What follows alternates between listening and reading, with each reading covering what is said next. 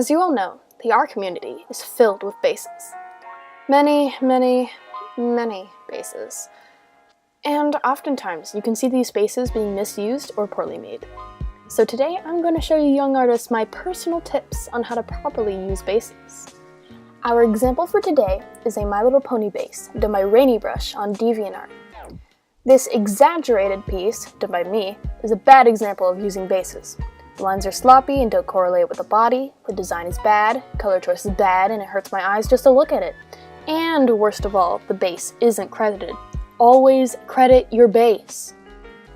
In this next example, you can see that the base is still fairly done, but using bases like this restricts your artistic capabilities. You can't tell if I've improved in my art. And if you didn't know the show, I'm sure this would look like an ordinary screenshot with the background cut out. Anyway, on to tip number 1. Retrace the base. It's always a better idea to retrace a base than use it as a cookie cutter tool. There are 2 different types of retracing, directly over the image or side by side. You can choose which one you want, it doesn't matter too much. Now, this doesn't mean you should retrace everything you want to draw. If you are retracing, you should only use things like tutorials on how to draw something or a base. Retracing other people's artwork and claiming it as your own is extremely wrong and stealing others' hard work.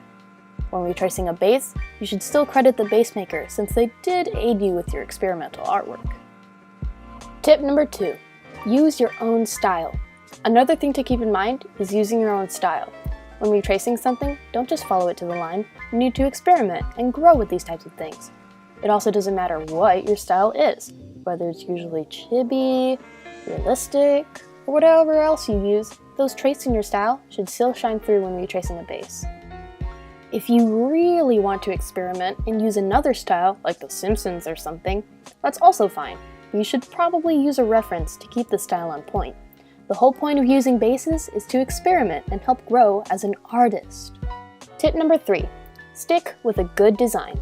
When retracing a base, you need to remember to stick with a good design. Bad designs are everywhere, especially in a young artist's work. I suggest looking at this video by Lavender Town. She made multiple great points about character design and what should stand out in your character. Even if you aren't making a personal character, like drawing fan art, you should still make sure that the design is fairly good. You can always make changes to a pre-existing design.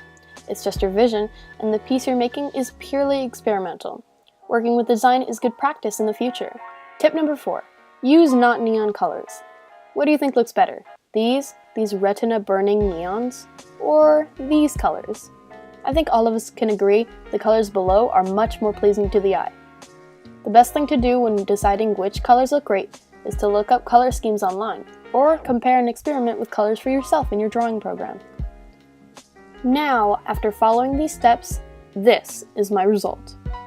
As you can see, my colors are relatively pleasing to the eye, the style is my own and not retraced, the design is pretty basic but not terrible. I followed the same set of steps with another pose picture using one of my OCs, and I think she looks super awesome, like a sketch I would do by myself. I hope this guide was helpful for you artists that are just starting out. These steps can also apply with traditional art by having an image beside your paper while following the steps. You can add your own little tips and tricks, and even share some in the comments for me and everyone else to read. Don't forget to tell me if you'd like to see more of these tutorials and how I can make them even better in the future.